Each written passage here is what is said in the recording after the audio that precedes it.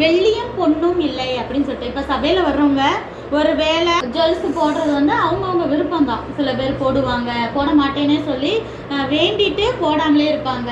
சரியா, அதுவும் நல்லது தான். ஏன்னா நமக்கு அந்த ஆசையே வராது பாரு, சின்ன வயசுல இருந்து போடவே இல்லைட்டா ஆசையே வராது, அப்படித்தானே? அதுவும் நல்லது தான். சில பேர் போட்டிருப்பாங்க, அதனால ஒன்றும் தப்புன்னு சொல்ல முடியாது.